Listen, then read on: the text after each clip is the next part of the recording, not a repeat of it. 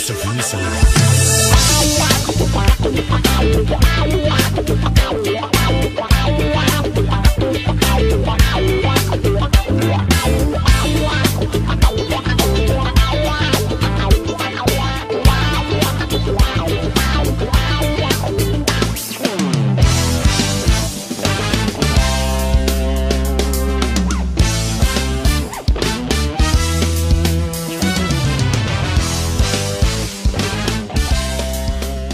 l'ensemble des journalistes ici présents parmi nous.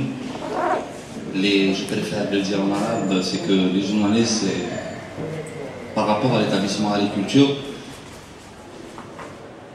c'est vraiment les piliers ça, parce que sans vous, impossible qu'on pourra véhiculer tous les programmes, les activités que l'établissement agriculture fait régulièrement du 1er janvier au 31 décembre.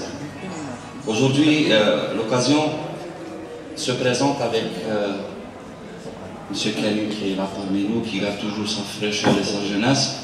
Avant, j'étais très jeune homme. Les Abranis, c'était à l'époque de la radio, et puis le 33 tours probablement, et la cassette. Lyon, j'ai eu ce privilège, cet honneur aussi d'être responsable de la programmation de la communication entre l'établissement agriculture, où je suis à ses côtés. Je pense déjà que c'est un privilège municipal d'être devant un artiste l'envergure de M. Karim.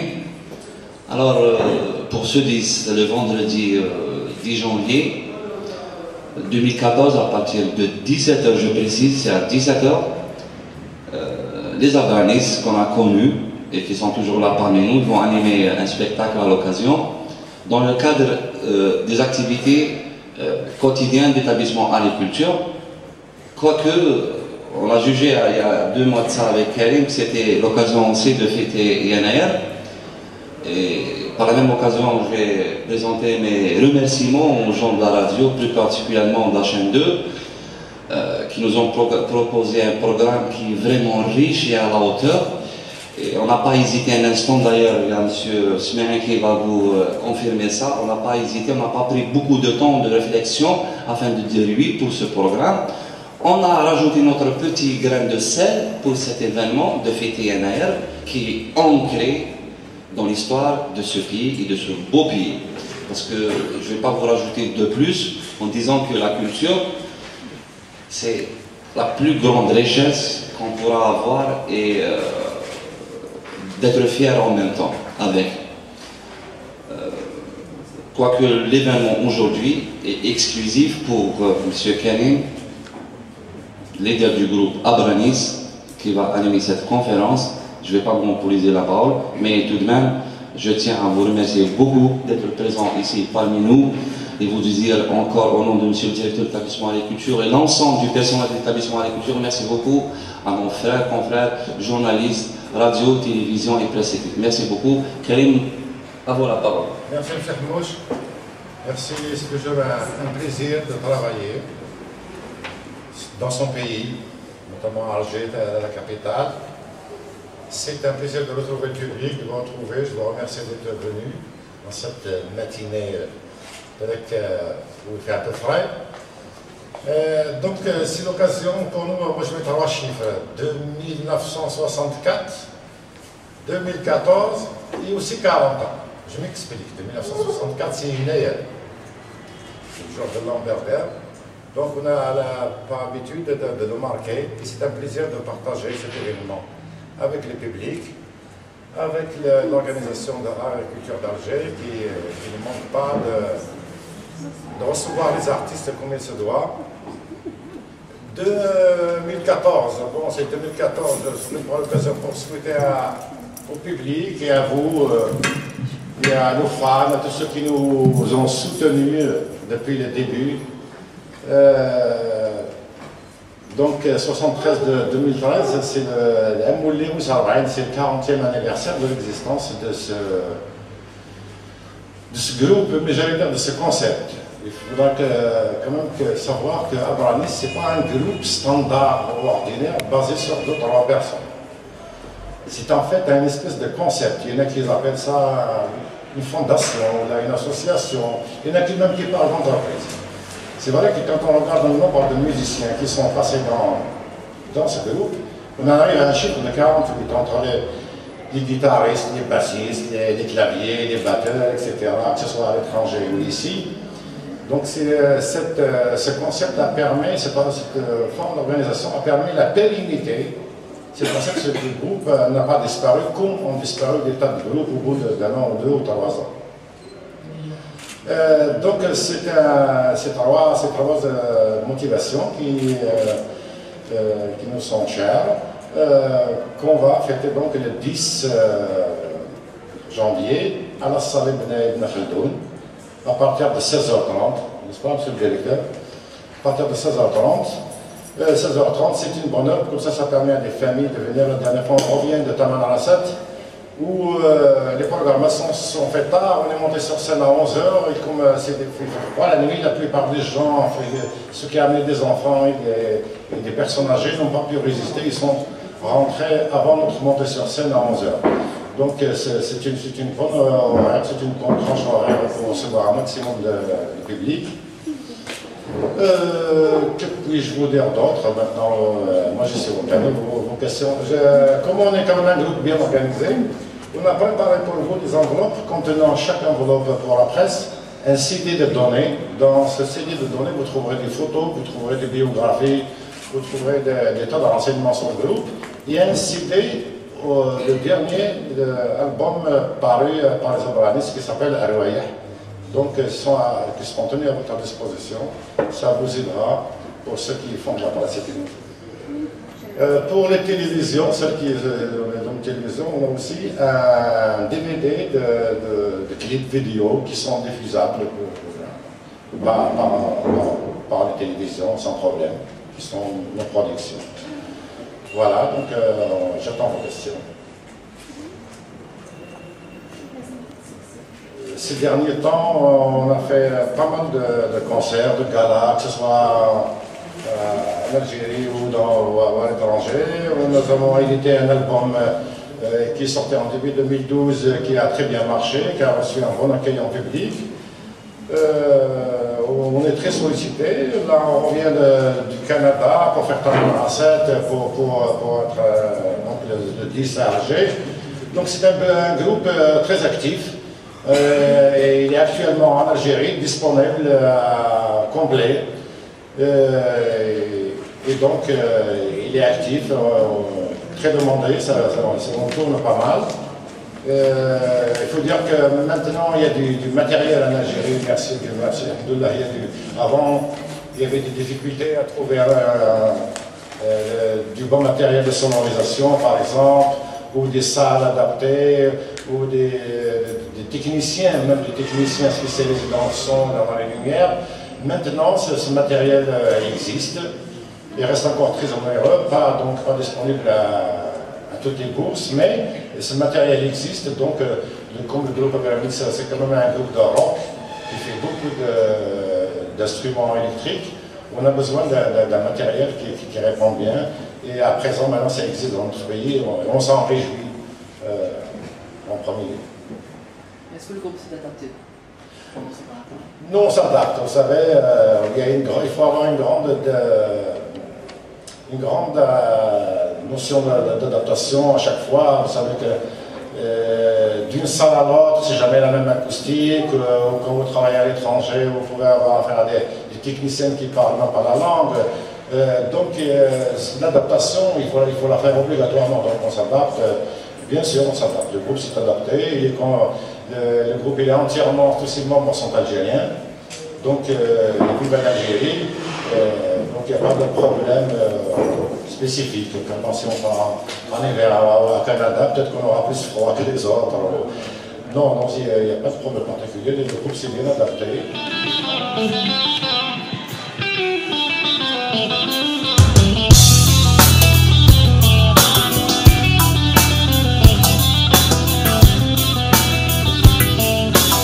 نكد ما تزيد نفرق ويغرب ويشرق مكولي وننسيك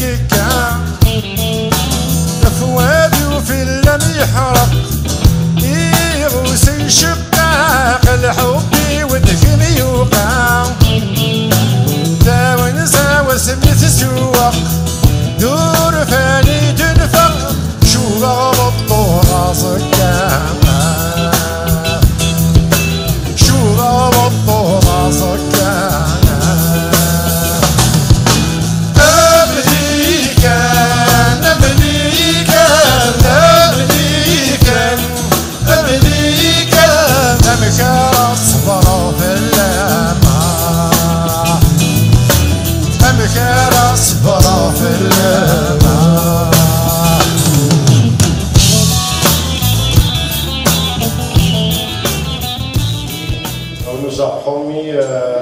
remis le statut de l'artiste il y a 2 ou 3 ans déjà, donc, qui n'est pas encore à jour. On espère l'avoir à l'obtenir un jour, de façon à se situer dans la société, à ce qu'un groupe ou un artiste peintre il puisse avoir sa micro-entreprise et vendre son produit, et faire ses factures et être dans la légalité, et payer ses impôts comme tout citoyen. La culture, moi j'ai toujours dit, je répète,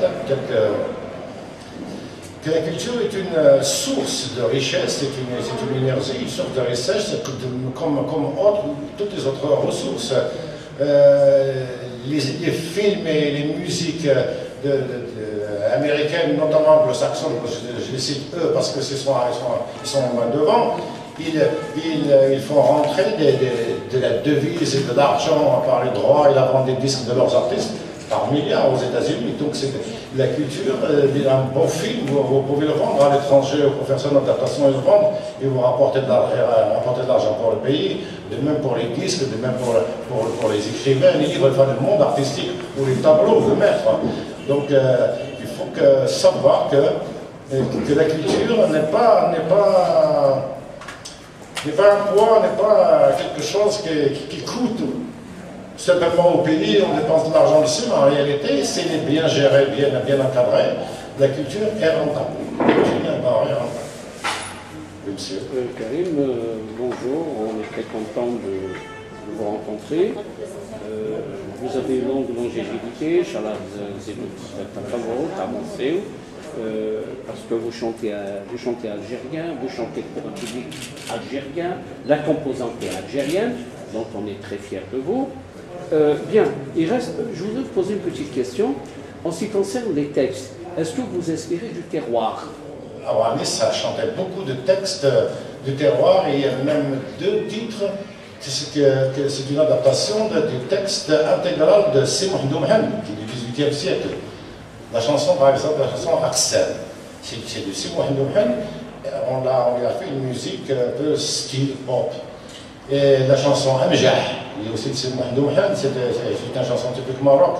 En ce qui concerne les messages de vos chansons, de vos textes, en général, est-ce que ça parle de la société, ou il y en a d'autres sujets à en parler dedans les chansons?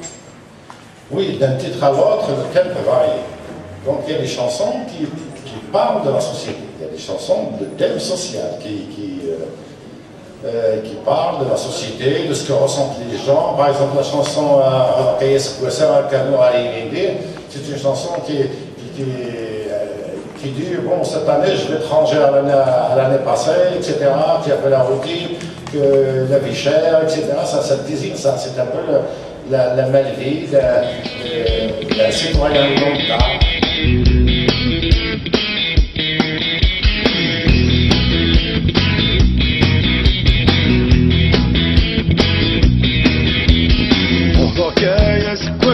كرنو أريل نديم القلباي وجوين دريت متشو سوريتي من سيم أهضا كايا سكوا سعر كرنو أريل نديم القلباي وجوين دريت متشو سوريتي من سيم السعيد جوتي جابتي من نصيب ذي من الطير السعيد جوتي جابتي من نصيب ذي من الريح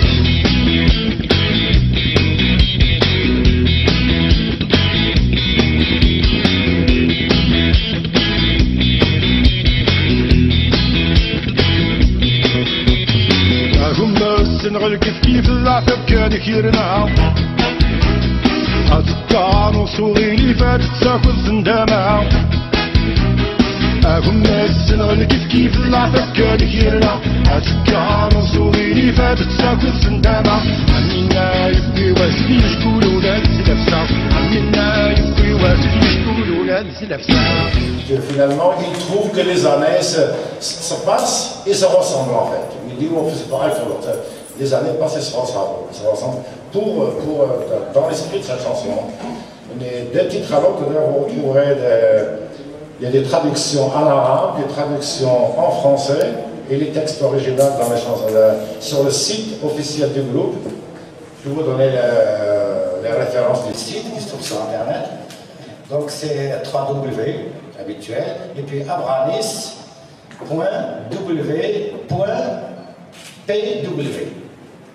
Voilà, donc là-dedans, vous aurez dans la page texte, il y a des traductions des textes. Et le dernier album, dans la jaquette, il y a les traductions en arabe. Ce n'est pas des traductions bêtes comme ça, c'est disons des adaptations, parce que traduire, on ne peut pas vraiment traduire. Traduire, c'est trahir quelque part. Donc on a essayé de dire la même chose en arabe et la même chose en français, et sans traduire mot à mot. Zabranis a 40 ans d'existence, plus de 40 ans d'existence. Oui. Et si on fait la comparaison entre les Zabranis des années 73 et les Zabranis de 2013. Les Zabranis de 2013 sont beaucoup plus performants, normal. On a 40 ans d'expérience. Je crois qu'il y a, comment s'appelle le philosophe français, qui dit que l'expérience, mot par lequel les hommes désignent leurs échecs. Mais en fait, donc, 40 ans après, je vous ai dit, c'est une constante évolution, il y a une maturité, il y a une maturité dans la démarche, dans la musique, on essaie d'être toujours à jour au niveau de la qualité sonore, parce que la musique, ça quand même, il ne faut pas oublier que c'est l'art de combiner des sons d'une façon agréable à l'oreille. Et le son, il y a des recherches constantes tous les jours, il y a des matériels nouveaux qui sortent, des accessoires, des sons nouveaux, que ce soit au niveau informatique ou sur les amplis ou les guitares. On essaie d'être toujours à jour à ce niveau-là. Et au niveau du texte, pareil, on remarquerait que, comme c'est moi qui ai écrit la plupart des textes, on fait de moins en moins de chansons, disons, sentimentales. Dernière question, c'est la chanson kabyle. Est-ce que vous voyez que vous avez transmis le message à travers la musique en langue natale, genre comme le kabyle en Europe? Est-ce que ça s'est bien prolongé ou pas? Est-ce qu'ils ont accepté? Est-ce que avec votre expérience, bien sûr? Moi, je pense que toute activité artistique, quand elle est bien faite, que ce soit de la poésie, que ce soit de la musique, que ce soit de la peinture, que ce soit de l'architecture, que ce soit toute activité artistique faite par un artiste, contribue ou contribuera quelque part à la sauvegarde de sa propre culture. Je pense que la culture, ça nous regarde tous, ça regarde tout le monde. Et chacun de nous quand il fait quelque chose de bien, ça fait du bien à sa culture. Et ça permet de la valoriser. Nous, j'espère qu'on a contribué humblement, comme l'ont fait d'autres avant nous, à promouvoir, à faire connaître notre spécificité culturelle dans les pays que nous visitons, que ce soit l'Allemagne ou l'Angleterre ou le Canada ou le Maroc. J'espère qu'on contribue à ça. Et la musique et aussi l'art en général, ça ne divise pas, ça rapproche, c'est quelque chose de positif. Contrairement à la politique elle divise les individus, même à l'intérieur. Donc la culture, ça permet de rapprocher. Et la musique, elle est spécifique. La musique, c'est l'art du son. Le son, on ne peut pas le toucher. Et on ne peut pas le voir, mais on le ressent. Donc la musique, il y a quelque chose de ce magique qui s'adresse à l'esprit et au corps de l'individu, elle le fait vibrer. Et il y a quelque chose qui se transmet à chaque fois. Donc, quand on est même dans un stade devant 20 000 ou 30 000 personnes, quand vous voyez cette masse de gens contentes, des jeunes qui bougent et qui passent un bon moment, j'ai l'impression de faire quelque chose de bien, de rendre ces gens-là, ne serait-ce qu'un petit moment heureux, c'est un plaisir de faire plaisir. Ça n'a rien à voir avec l'argent, ça n'a rien à voir avec la rentabilité, ça n'a rien, c'est une espèce d'autothérapie qu'on se fait avec le public, quoi. C'est de l'art universel. Voilà, donc il y a quelque chose de magique dans la musique qui fait ça, qui passe. Il y a une énergie, il y a une communication, il y a des vibrations qui passent.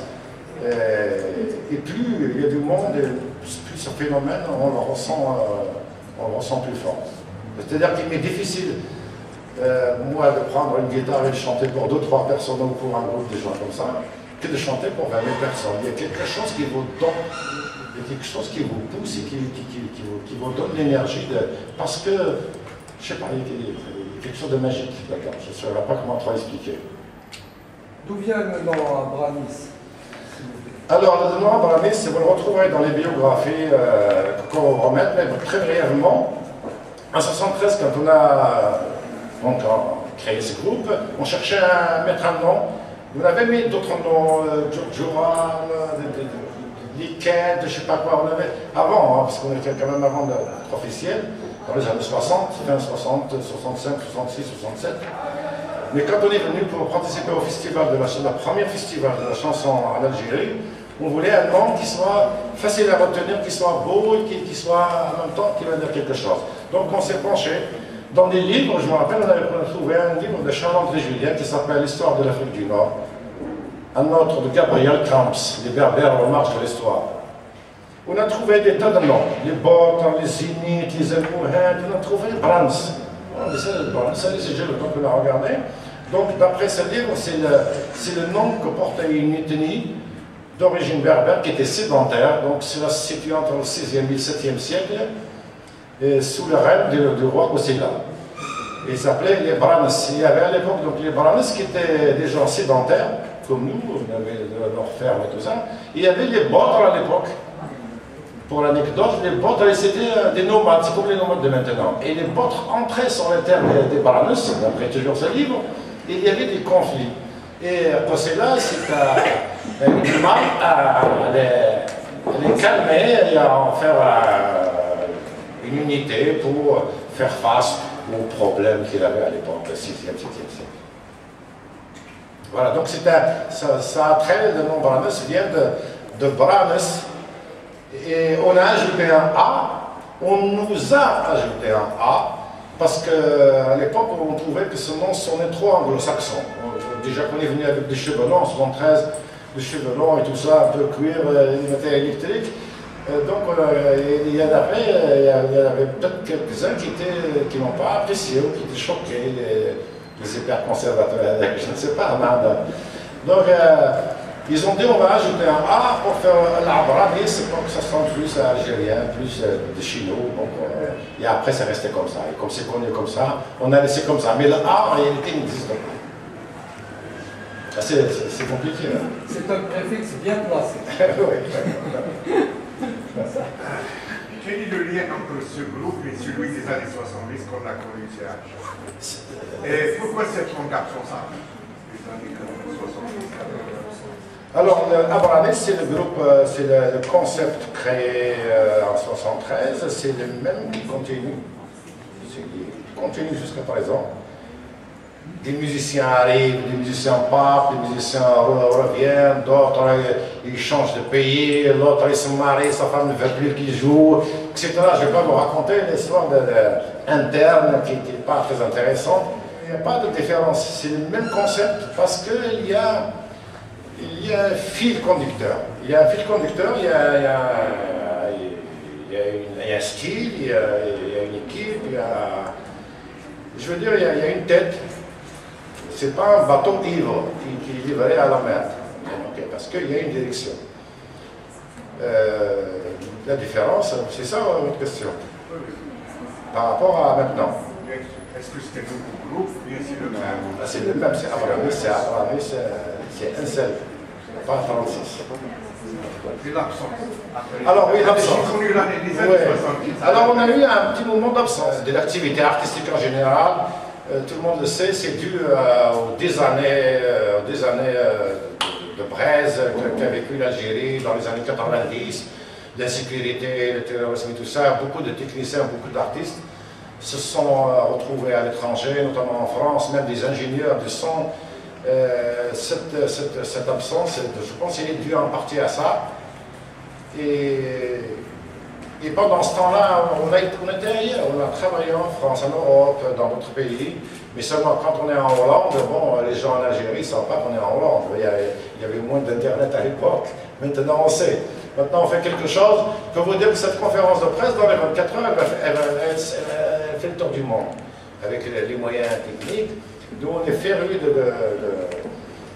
des nouvelles technologies, notamment Internet. On a Facebook, MySpace, Dailymotion, YouTube, Google+. Donc, oui, le retour s'est fait en 2007 dans l'occasion d'une émission qui s'appelle Abzifayer à la chaîne 2, à l'Auditorium. Et depuis, l'année d'après, en 2008, on a fait le Théâtre des Verdures avec l'agriculture, bien sûr. Et ça a été un événement, c'était vraiment un concert mémorable dans lequel on a rendu hommage dans ce concert à des artistes comme notamment ceux qui nous ont quittés. Tu m'as dit sur le disque qu'il y a... De belles collaborations. Oui, c'est vrai, c'est vrai. Oui, c'est vrai, dans ce disque, dans l'album Roya, il y a 4 fat, il y a 4 duos, dont Adfel avec Cheikh Sidi Bimol, que les gens connaissent et apprécient, qui s'appelle Adfel. Il y a une autre en duo avec mon fils Belaïd Branis, qui chante lui tout seul, il y a en ce moment en France.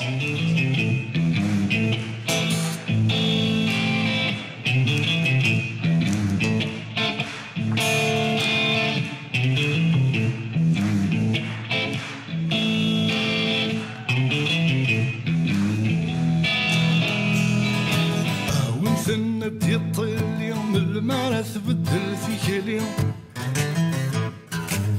ومثلنا تتوالي ام خفضر وذ الغاشي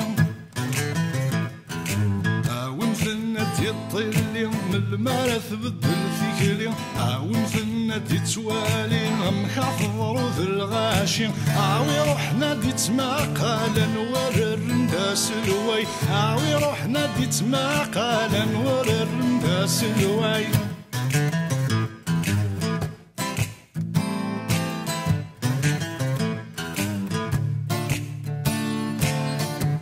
Il y a un autre duo avec un autre chanteur qui s'appelle Alain Amran aussi, qui est un peu dans le même move pop, rock, qui est un nouveau chanteur, mais il commence à se faire connaître maintenant.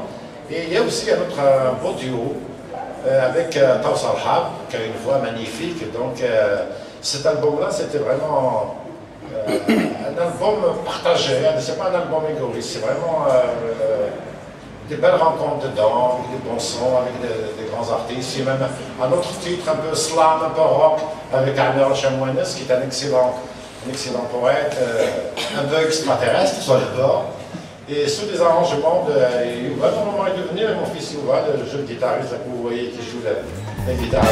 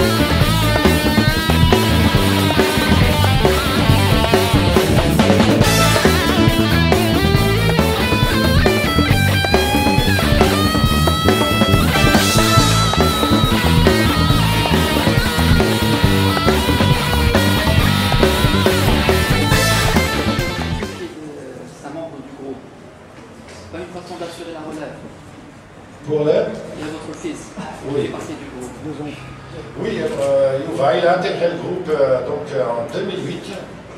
Il a intégré, je peux vous affirmer qu'il a gagné sa place au sein de ce groupe par la sueur de son front. C'est pas une façon d'assurer la relève du groupe. La relève du groupe, c'est pas... Ça se programmera, je ne sais pas. C'est le style, c'est le style rock. J'espère qu'il sera. Et maintenant, il y a beaucoup de jeunes qui font dans ce style-là. Alors, se fera ou ne se fera pas avec des musiciens en général, pas particulièrement mon fils. Mais mon fils, que ce soit Youva ou Braïd, il a appris tout seul. Mes enfants, je ne leur interdis pas de faire, ou je ne les force pas de faire. Bien sûr. Par rapport aux pays occidentaux, la culture rock-canadienne reste toujours juvénile. Lors des concerts, on voit beaucoup plus de jeunes. Il n'y a pas de continuité de fin. Selon vous, pourquoi? À l'étranger? Oui. Vous savez, l'étranger, quand on a été dernièrement, on vient du Canada, c'est vrai, il y a une grande communauté d'Algériens, mais il y a eu aussi des Canadiens. Et les techniciens, les ingénieurs du son de là-bas, ils étaient ravis, ils étaient contents, ils ont dit qu'on ne savait pas qu'il y avait des groupes de rock en Afrique en général. Ils parlent de l'Afrique complètement. Je ne sais pas pourquoi. Un style de musique, il est apprécié par ceux qui aiment ce style, qu'il soit n'importe quel pays. Donc un groupe de rock, quand il a annoncé que c'est un groupe de rock, les gens qui aiment le rock, ils vont le voir.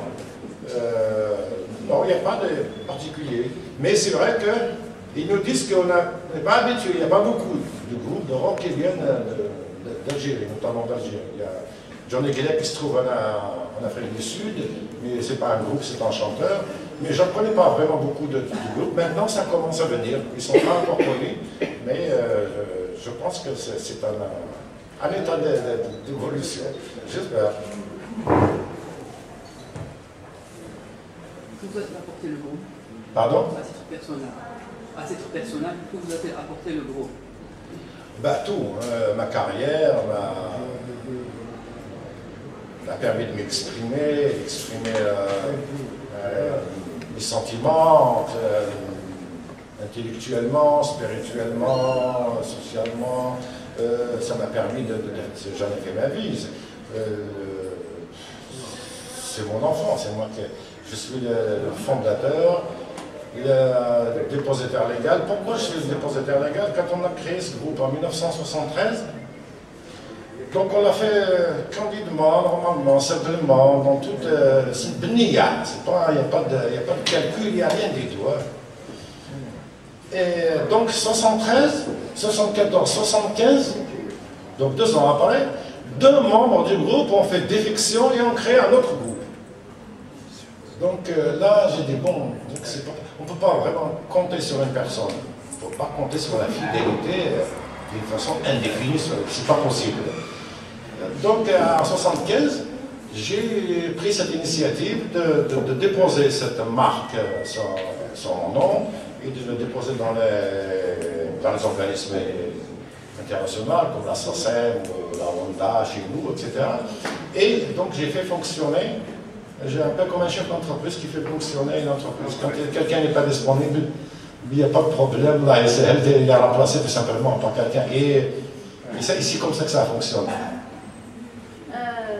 Est-ce que vous avez pensé à écrire et chanter contre la politique, contre les systèmes qui règnent au pays africain? Bien sûr, ça nous on a beaucoup de titres qu'on peut cataloguer dans la chanson dite engagée, c'est ça? Ce qu'on appelle la chanson engagée. Il y a beaucoup de textes, il y a beaucoup de chansons. Tu prends Walika, tu prends Al-Flania, tu prends Wali Landamazia, tu prends Yifidou Yarohan, tu prends toutes les chansons pratiquement. On peut trouver dedans un sens social, parfois c'est rock'n'roll, parfois ça le dit franchement, quoi. Oui, bien sûr, on retrouve tout ce que ressent l'individu dans la société. Il ressent de la tristesse, il ressent de la joie, parfois on ressent tout ce qu'il y a dans la vie, tout ce qu'on ressent, y compris des injustices. Ça peut être politique, ça peut être une interpellation intellectuelle, mais de quelque chose qui se passe ailleurs, qui se passe loin. Voilà quoi, donc c'est sûr, bien sûr. Il y a beaucoup de titres qu'on peut mettre comme étant de la chanson engagée, comme j'aime pas tellement ce terme, c'est de la song intellectuelle, c'est ça. C'est de l'intellectuel song, c'est du texte un peu intellectuel. C'est pas festif. الله يجزوك خير.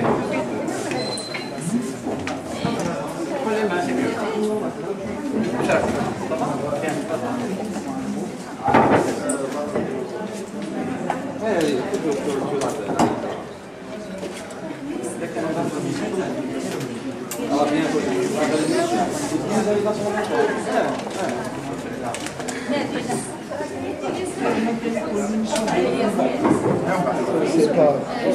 normal.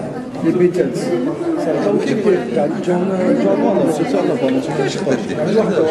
Déjà la bande ديالهم الفاكور عند الرجال. Voilà, il s'appelle Arwayah qui veut dire divertissement. C'est pas Arwayah qui est divertissement. Dedans, il y a 4 fates. Il y a d'autres artistes que j'ai qui ont participé, comme Sidi Bimol, Ali Amran, Tawsar Had, Blaïd Branis. C'est un album rock groove. Elle est trop groove aussi. Groove, c'est rythmé, mais c'est pas rock, c'est groove, ça balance. Donc là, on a essayé de chercher un son actuel, au niveau des arrangements, au niveau des prises de son.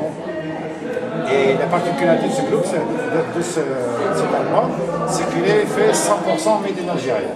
On l'a écrit ici, on l'a composé ici, on l'a enregistré ici, on l'a gravé ici, tout est 100% made in Algérie. Et ça, ça Une question, si vous me permettez, vous pouvez peut-être comprendre aussi. C'est juste votre rapport au public algérien. Enfin, par rapport au style que vous faites, le rock. Généralement, le public, il écoute le rock quand il est jeune, mais quand il commence à prendre de l'âge, en Algérie particulièrement, voilà, enfin, il démissionne un petit peu, et vous êtes là, vous perdurez. Quel est votre rapport avec ce dilemme un petit peu? Votre public n'est plus le même, je veux dire. Le public, il se renouvelle. Pour vous dire que le public qui nous a aimés en 73, et il nous apprécie jusqu'à présent, et en plus, il ramène ses enfants, et voire ses petits-enfants qui nous découvrent. Donc, quand on est dans un gala, on regarde, on voit bien des gamins de 7 ans jusqu'aux gens de notre âge. C'est pas très culturel l'Europe en Algérie, c'est pas vraiment très culturel. Ah, c'est pas répandu comme les chapis, c'est voilà. C'est pas répandu comme les chapis. Donc, votre rapport par rapport à parce que le rock en Algérie, on considère que ça vient des États-Unis, donc ça vient d'ailleurs, puis c'est compliqué, il ne peut pas faire du rock qu'il veut. Il y en a qui aimeraient bien faire du rock, mais ils ne peuvent pas, parce qu'ils n'ont pas cette... le rock, c'est un état d'esprit, c'est une démarche, c'est un style, il faut l'avoir vécu, c'est une attitude aussi. Donc, on s'improvise, c'est comme les chabis, hein. Quelqu'un qui n'a pas été baigné dans ce milieu, cette musique, il ne peut pas s'improviser, je vais faire du chabi, ou alors il va le faire mal. On ne s'improvise pas, donc l'environnement compte beaucoup.